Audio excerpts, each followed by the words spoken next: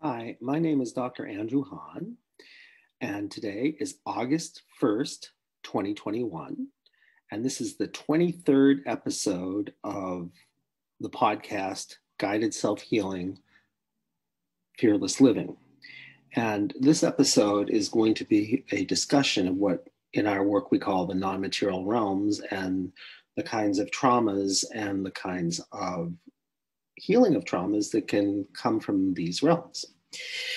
The reason I'm talking to you about this today is we did our first demonstration last week, and it turned out to be a story in the non-material realms.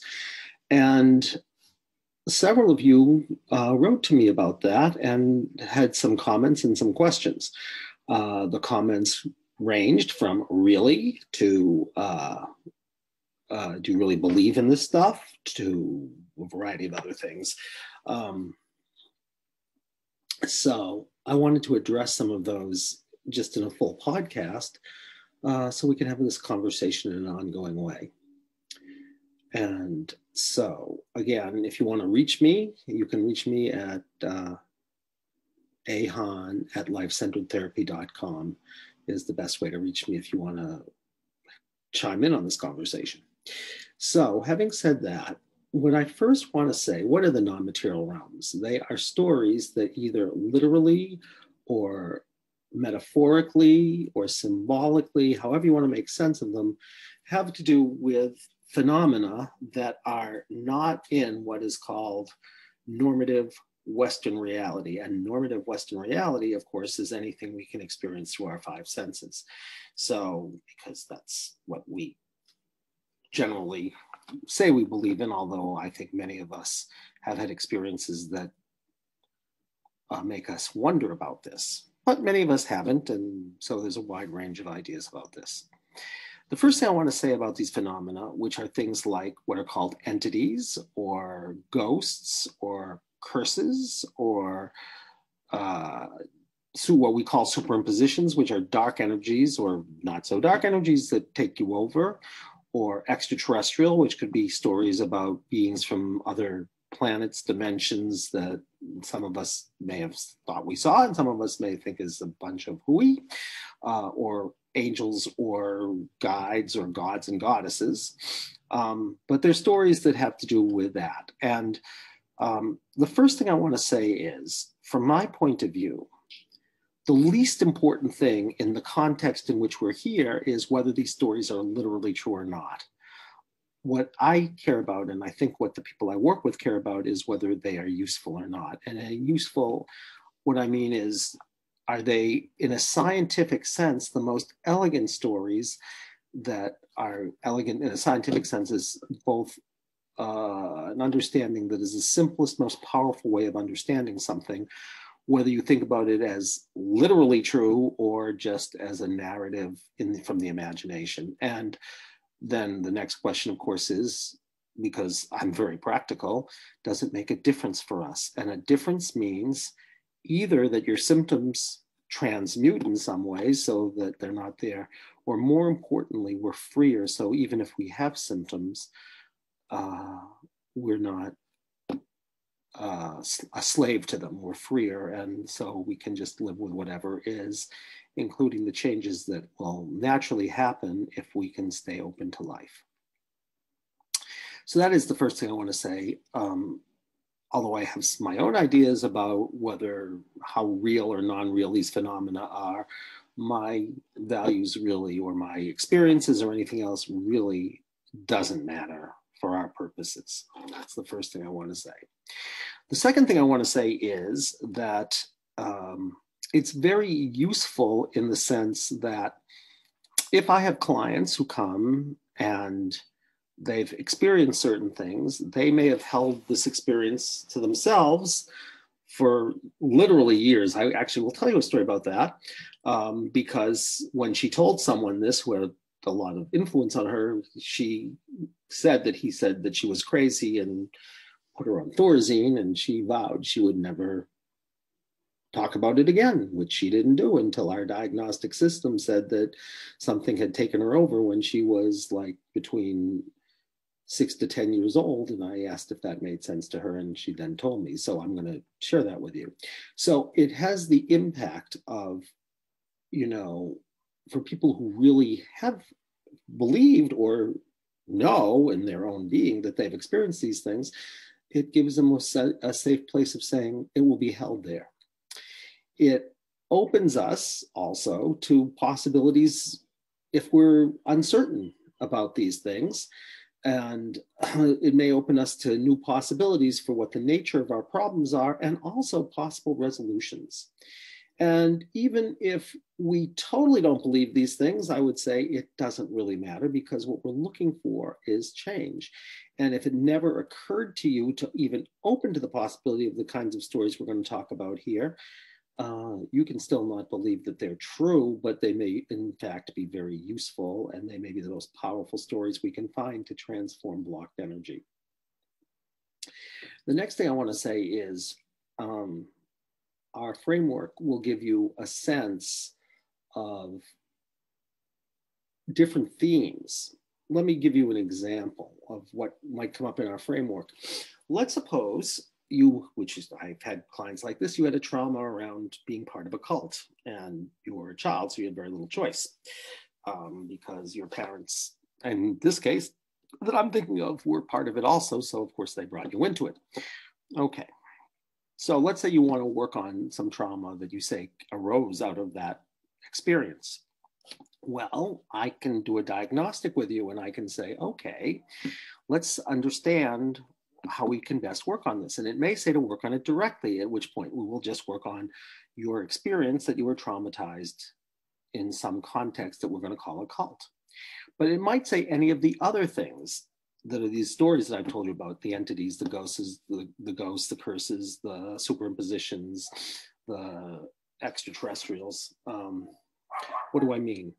Well, it must be true if you can hear the dog in the background, so there must be something here, because the dog is certainly having a response. If you can't hear it, there was just a dog barking. Anyway, be that as it may, let's look at the different ways that the protocol might be useful, and knowing this might be useful. Let's say it says in my framework, in the framework we use called life-centered therapy, that your trauma with a cult equals an entity. Then we would know, because there's a core theme with entities, which simply put is that something is attached to you and draining your energy, and it feels foreign, then that would tell us something about your relationship with a cult, that in some way it felt like it was this external, like, living being that wasn't human, that was really sucking the energy out of you. And that might be very useful. Let's say it says that it equals a ghost. Then it might be a theme where you're feeling haunted by something that, even though it's not there anymore, still is in your life, affecting you very much. And it feels like, this ghost never left. Let's say it says it was a curse. Well, that one may not be hard. You may have said, I never occurred to me, but I really feel like I was cursed by this cult. And they wanted terrible things to happen to me, particularly when we all left. And so it feels like they've had an influence over me. Let's say it says it was a superimposition. Then what it would be saying is, this cult, even though I'm not there anymore, it feels bigger than I am. And the energy of it is still, doing something horrific to me, and it still has control of my life, even though I'm not there anymore. And the energy of it still is feeling that way to me. Let's say it says it's an ET story. Well, there are a lot of different ET stories. You might have felt like, it felt like you were abducted against your will into this thing, or it might have felt that they were doing experiments on you, or it might have felt like, if, because there are many different kinds of extraterrestrial stories. There are stories that are stories of abduction.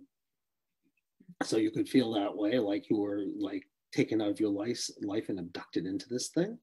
There are stories of implants and being experimented on. So you could have felt like that was what was going on here, or you could feel not only were experimented on, but that something was placed inside you like an implant, and it was still controlling your life, even though they weren't still around physically. It could be a story of a walk-in, which would mean that it almost feels like it was a living being that got inside you and was pushed you aside, and was like you almost felt like you were mouthing their words and not your own, because there was almost like the cult was being spoken through you. Or it could be like you began to feel like you were an alien, that you no longer felt human. And we can discover all of this stuff with our diagnostic, and sometimes it can be unbelievably useful. So these are the kinds of things that I want to say about these stories. And again, whether you literally believe they're true or not is the least important thing. It may be very important for you if you really believe they were true, and I do my diagnostic and I say, does this resonate with you, that you had an experience like this? And you say, oh my goodness, yes. And I was, like I said, I was really scared to share something about that. So there are many of these stories. I'm going to try to go through them, quickly and give you a few examples, but I don't have that much time because, we're limited here. But if you want to know more, we have all these stories on our website, and we actually, which is exciting, I can say, because I'm there right now, you can read all about them in our book, which hopefully is going to come out on February 22nd, which I'll tell you more about later. But we have a lot of these stories there, and they're really interesting. And I'll share some of them even here with you, some the same, some the different ones. Although probably because I do these this way, you'll get a lot of the same ones because they're like dreams to me. So the ones that are most present for me are the ones we just wrote about. So, but we've had over 27 or 28 years, countless numbers of these non-material realm stories. So the first kind are called entities. An entity is simply some being that is not human, because if it was human, it would be a ghost. And so it feels more like, if you know these terms, lower astral. If you don't know that terms, it feels more animal-like, something is in your field, but it doesn't feel human. It doesn't feel like it's a higher order being that has more power than you. It feels more like there's something attached to you and sucking off your energy and making you sick, or doing a variety of other things like that. And the story that I'm thinking of right now, because I'm, like I said, unless I go back and look at all my cases, they're the ones that sort of stick with me for a variety of reasons, mainly because they came under special circumstances or something, is a one where a woman came in with really horrific allergies after she cleaned out her basement, and she was sure it was because of mold. And she had had bad allergies before, but she hadn't had them for 5 years, I believe. And suddenly she had this really awful allergy attack. So she went to her doctor, and he put her back on medication for the allergies, which she knew took about a month. And the next day she came in to see me. And it turned out that her allergies were the equivalent of entities, which means that, there was something. Allergies typically are a story that, as we said in our prior podcast, of something, the world is dangerous in some way, and something that you can't distinguish whether it's safe or not safe, like attacks you in some way. So you have to try to defend yourself from everything. And in fact, the story that came out in this entity, which she saw, which made sense to her, particularly in terms of her relationship with men, is that she saw a wizard, and the wizard had all of these beings that were under its command. And the wizard told all these little animal-like beings to go and attack her. And they did. And she could literally experience that, which was not too far out for her, but certainly nothing she ever would have expected when we came to work on her allergies. And then she had this idea about how she could change them, which is vibrationally with light. And essentially what happened is, when she brought light to these little beings that she could experience, she actually could feel them dissipating, and then she could see what was happening with the wizard, because once he didn't have this kind of power over her, dissipated also. And interestingly, of course, in terms of symptoms, which we care about a lot, the next day she told me that all of her symptoms that were really kind of bad, because, if you have a mold allergy, it can really make you feel sick. And it was clearly from her point of view that, and clearly from her allergist point of view, it was that. all the symptoms went away the next day. And she speaks about this. You can actually read about her on our website, but she's very happy to tell the world about this. And she said it can't be attributed to the medication, because I know the medication takes 3 to 4 weeks to kick in.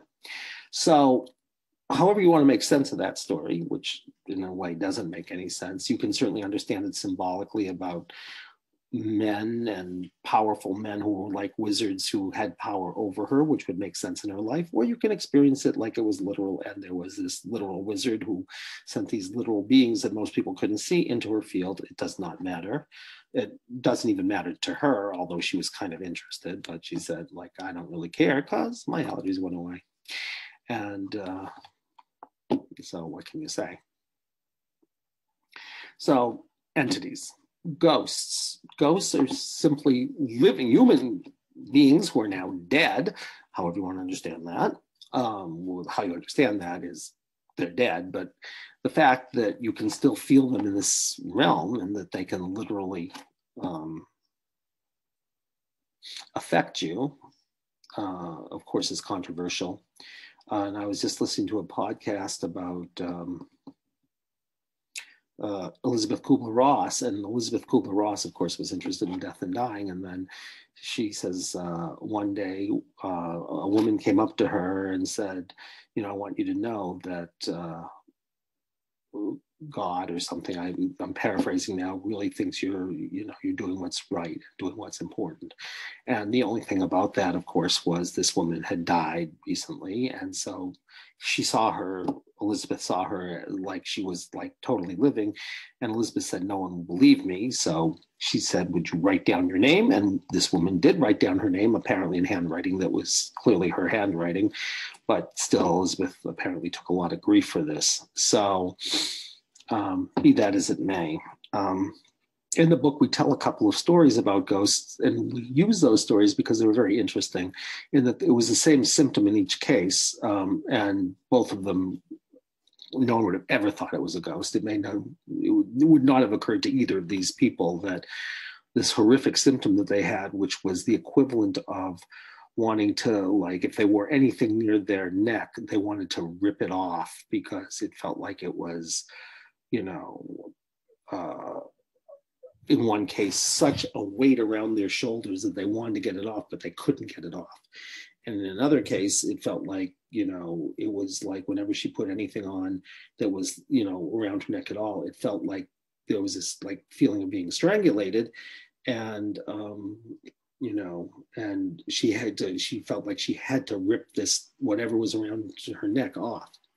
Well, in the second case, not surprisingly, given how she described it, which I just described it to you, it turned out that the ghost, which she had not made the association with at all, was the ghost of her father who had actually hung himself. And as she found out more about the story, he felt very bad about leaving her and felt awful. And she also felt like she needed him. So they were in this kind of reciprocal relationship. So of course he was in her field, and of course he had this noose around his neck, which of course killed him, and it felt like it was killing her. So, but she literally could feel the energy of it. So it wasn't just like it was in her bloodline. It was like this being had been here for a while and was still here. And she could literally feel the presence of her father in a way that doesn't feel like a genealogical story. And I mean, there are some clients who have stories of their blood ancestors in their field, but it doesn't feel quite the same. It feels like they're going and finding that person, you know, as kind of a guest. But in this case, it felt like this person had been here. Really, she then realized, really, since her father had died, although she wasn't so aware of the symptom and had not made the association, which is amazing when you think about it, but people don't. I mean, they don't say, oh my God, you know, it feels like a noose around my neck. And then, oh my God, my father hung himself.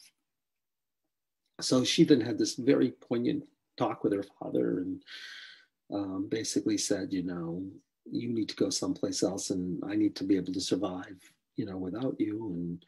And used light. I'm sure this was a long time ago, but that's typically what you use. And she could feel him going off to where he belonged, and all of the symptoms went away. The second story, which was a different story and it had a different feel altogether, was like, you know, having this like weight around your neck. And it also turned out to be ghosts. And in that story, this woman had had neck surgery. And after the neck surgery, she started having these weird sensations in her neck. And her doctor said nothing that happened in the surgery could possibly account for this. But she kept going back and telling him, well, maybe nothing can account for it, but like something must have happened because I had the surgery and now I have this like horrific, you know, sensation in my neck that I have to like, you know, it's like it's so irritating. I have to get it off of me. And and it turned out that equaled ghosts. And what was very interesting, of course, was that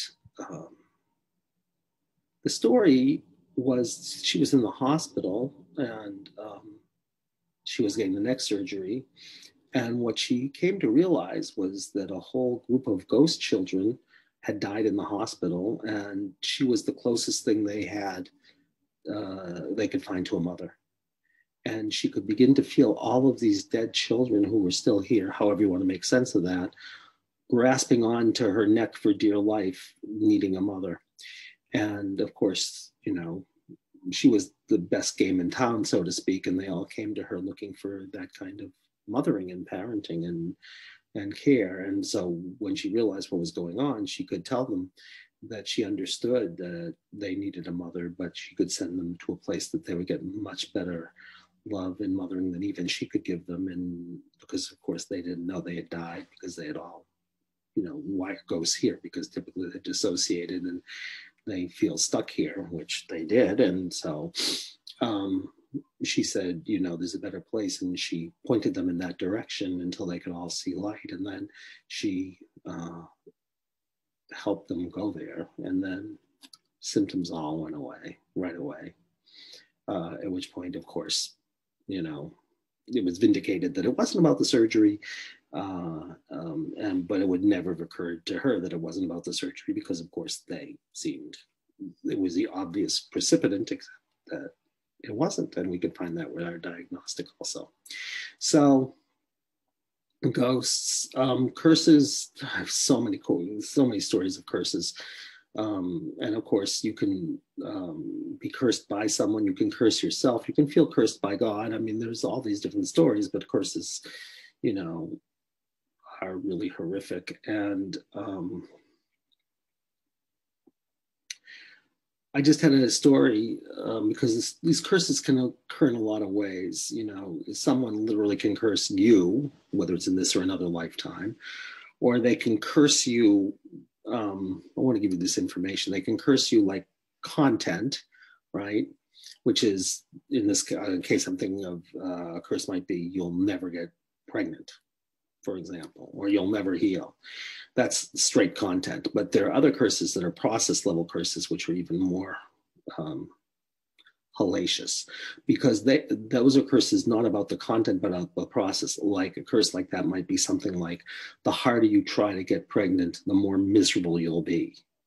So that you're trying to do something that would enhance your joy, but we're going to like really screw with you and like make it so that the closer you get, if you're getting closer, then we're going to dash all your hopes, because it's the very process of trying to do it is what we're going to curse, you know. Or the really horrific one, if you're coming for healing, is a curse that the harder you try to heal and to evolve and to grow, the more you're going to be miserable or something. I've seen curses like that. And if you have never considered that and you say, oh my goodness, I've tried everything and it just like, you know, the harder I try, the worse it gets. Well, one way that could be is somebody put a curse on you, which is going to be the harder you try, the worse it gets.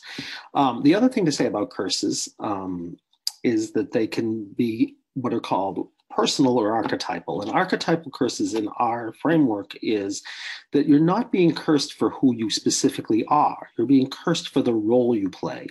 So if we take, if you guys know baseball, if we take an obvious example, a lot of people curse Jackie Robinson, but they weren't cursing Jackie Robinson because he was Jackie Robinson. They were cursing Jackie Robinson because he was the first African-American or Black person at the time who played baseball and broke the color barrier. So they were hurling epithets at him, not knowing anything about him, of course, but except for the fact that he was Black and he was doing something that for them was curseable.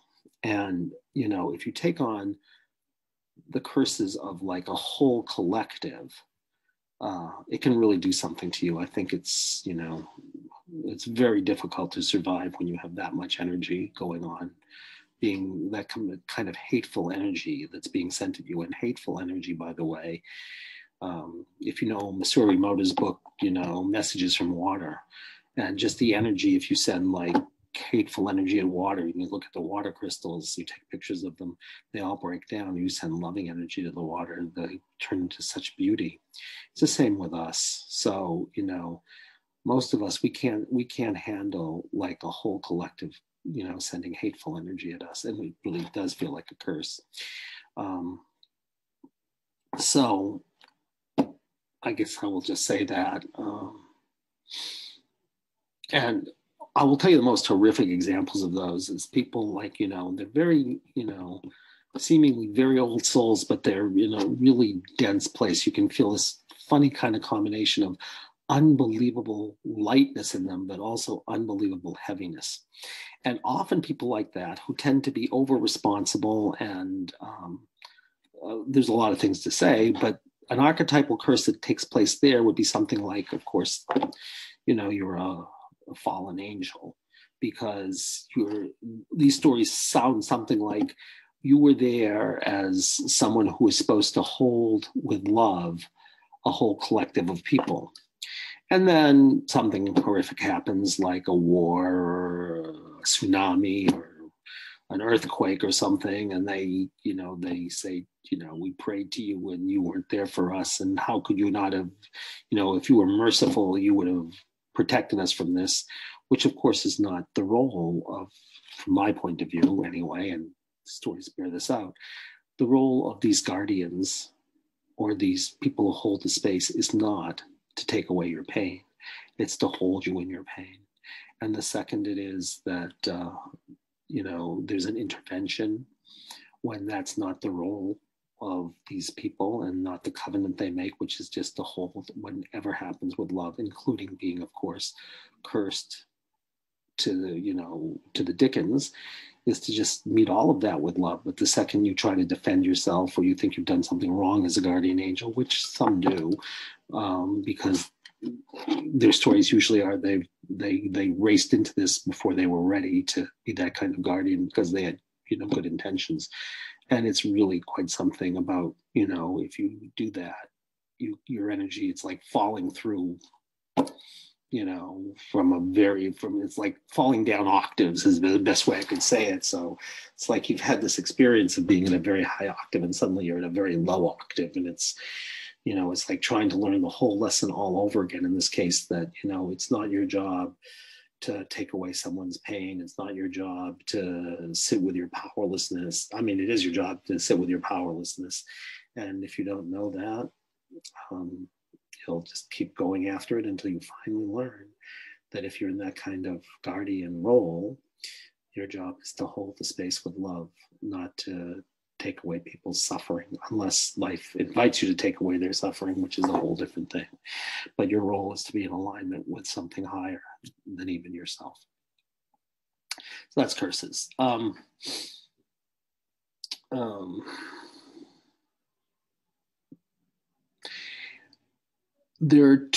We have a lot of superimposition stories in our book. These are stories of people who have been taken over by energies. I'm going to tell you two stories that we have that I think are very important stories because of what the implications may be, however you understand it.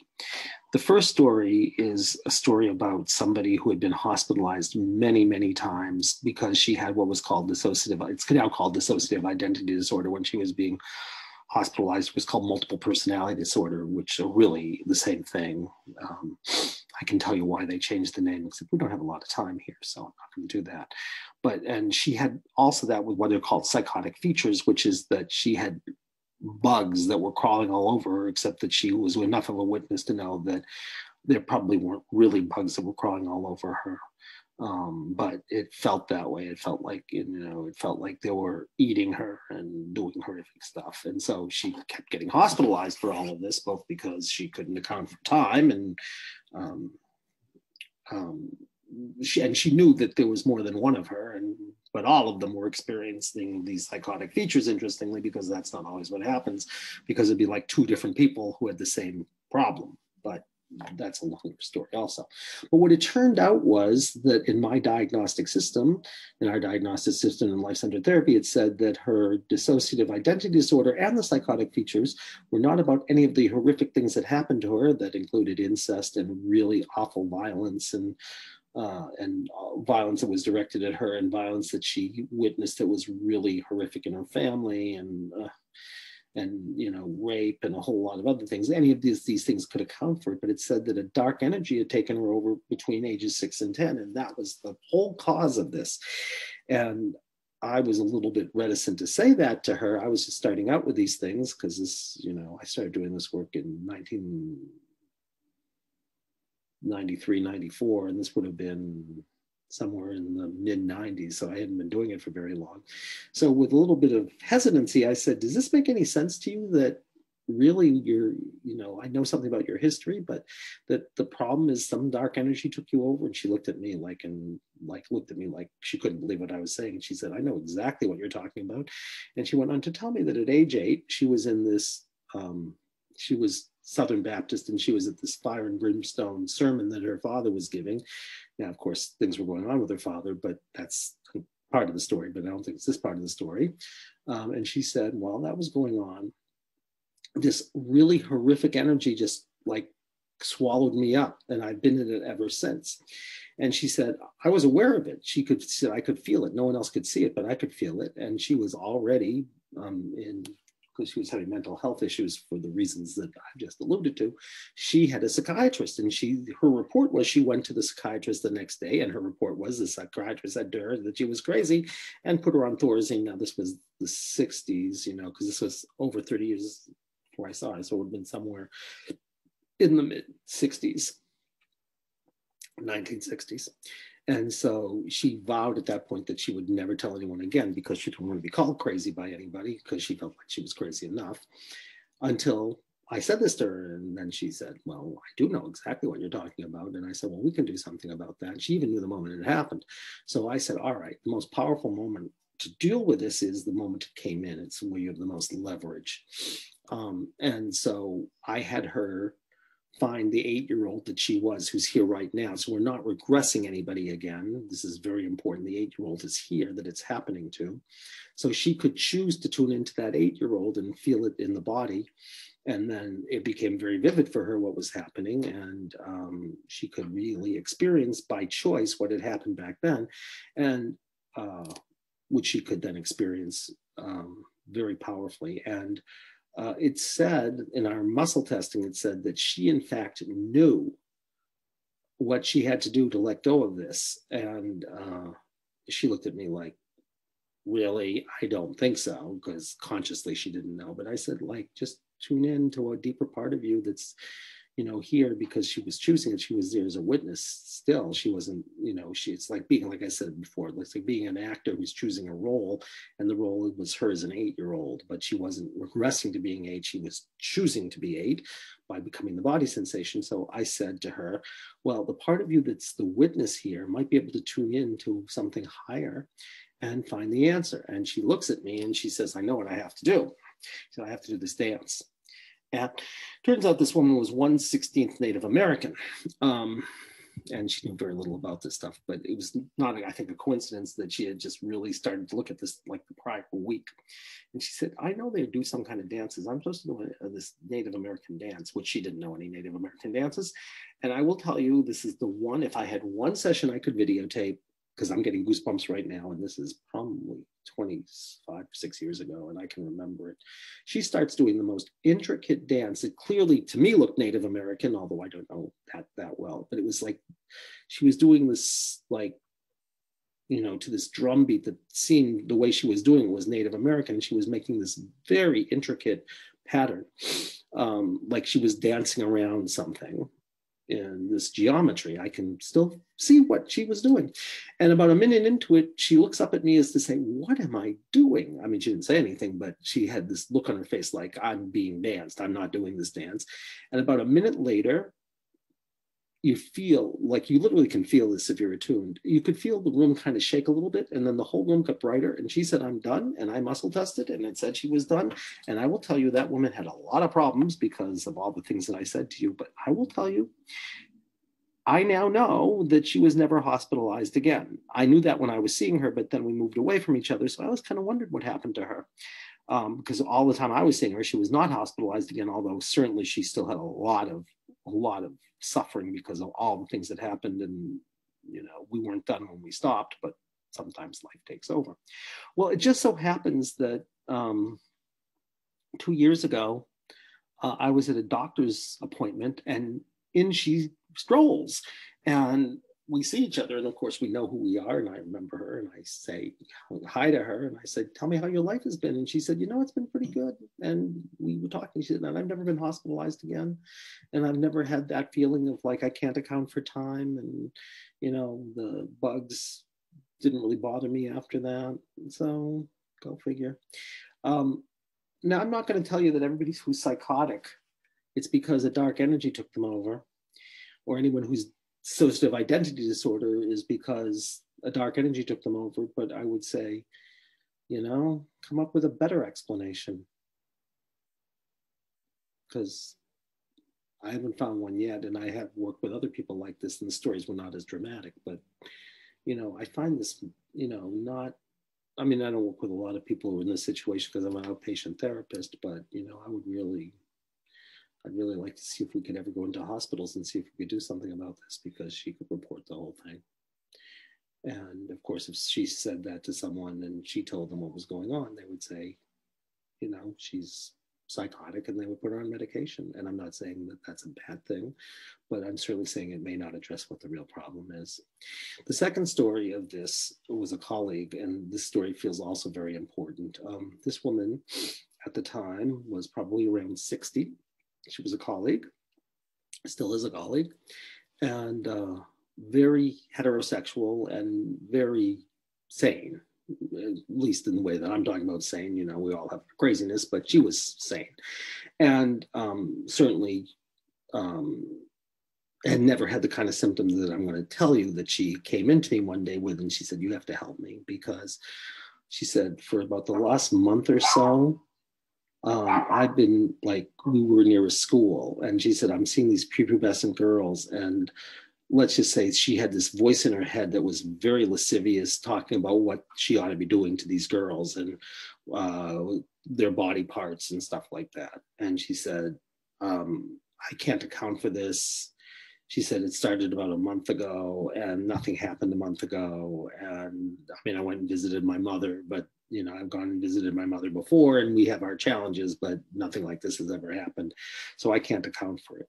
So we checked out what was going on, and it turned out that her highest intention was to deal with this thing, and it equaled what we call a superimposition, which is a dark energy that takes you over. So she goes back, she finds the her, because it said it actually originated about a month ago, and so I can have her find the her that this happened to a month ago, and she can find that in the body, because she could find the horrific things, that the voice she was hearing, and she could find the sensation associated with that. So we could have her find her a month ago that this was happening to. And she said, "I know exactly what happened." And she said, "This never would have occurred to me." And the story she told, which I pretty much remember, although this story also took place 20 or so years ago at least, but it was a very powerful story. So I may have the details somewhat wrong, but basically I have them right. She, at the time, was having a love affair with a policeman who was on the vice squad. And they were they had a sting for pedophiles. And apparently, her lover got into a fight with one of the pedophiles, a pretty significant fight. And she said, I know exactly what happened. She said, that night we had intercourse. And she said, now that I'm feeling it, I could feel this energy because, of course, if you're going to be open, particularly as a woman, I mean, energetically, you're both open, but in your field, it's like something's penetrating you. She said, this energy got inside me. And she said, I could feel it getting inside me. I never knew this. And so how you typically deal with that, once you know what's going on, you can literally feel the energy of it, and then you can transform it, usually with light. It's always vibrational, but it can be sound, it can be light, it can be prayer, it can be anything. In her case, it was light, and she was a pure channel of light, channeled light into this dark energy, and the dark energy was gone, and the symptoms just went away in a second. And the reason I'm telling you this story, which is a very important story, I think, is because I'm not going to tell you that all pedophiles who are locked up or doing horrific things are all about dark energies. I'm not going to tell you that. I don't know. But what I will say is, she said, I'm heterosexual and I have a pretty strong ego. I have my issues, but I'm pretty strong in terms of my capacity to hold on to reality. She said, it took me all my willpower and everything I could do not to go out after these girls. And if that's true for me as a heterosexual woman who was, in the kind of, solid place of doing a lot of work, she said, I can only imagine what it'd be like if I didn't have that level of resiliency and I was a man. She said, I'd be in jail right now, at the very least. Jail, psychiatric hospital.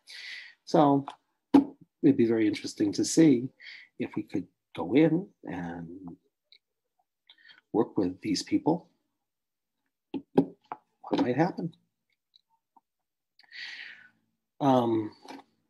So anyway, this is our quick tour of the non-material realms. And like I said, I'm bringing it up now because last week we had a story that was an extraterrestrial story. I hope you all listened to Heather's, demonstration, the session we had. And let's go from there. So, we're all discovering together. We really are. And I would love to hear from you. I'd love to hear your reflections, or I'd love to know if you think this is crazy, or what your ideas are about it, or what touched you about it, or if it really, made you sit up and think because you say, oh my goodness, I have a new insight about myself or about the world. Anything is fair game. And of course, if you write, I will respond. And you can get me at ahan@lifecenteredtherapy.com. If you want to find out more about us, you can go to lifecenteredtherapy.com. Our book is going to be coming out on February 22nd. I hope you pre-order it and write nice things about us at Amazon and wherever else you get it. It's called The 1 Hour Miracle, 5 Steps to Guiding Your Self-Healing. And then the subtitle, which we really like, is the subtitle is Change the Story, Reauthor Your Life, which was the title we thought was the most sellable, but the most in alignment with what we felt like we were doing. So, but people do get 1 hour miracles, as long as you know that a miracle may not be what we typically think of as miracles, although it can be. I mean, I've seen things, certainly, that if you had told me I would see them, I would have said, yeah, and we're in the Bible. But I also think that miracles are when you get a little bit more freedom and you're not as stuck and you're not as suffering. So, so you can let go. Anyway, if you also want to do a demonstration with me, I'm happy to do a demonstration with you. All you need to know is that you like Heather, that will be going out to the world. And but what I say also is that you can always, after we're done, if it's really something that you say, Andy, I can't have that go out to the world. I've not had that ever happen, but there will always be a first time. And if you say no, I'll say we'll erase it. So having said that, I look forward to the next time we have a chance to be with each other. And until then, goodbye.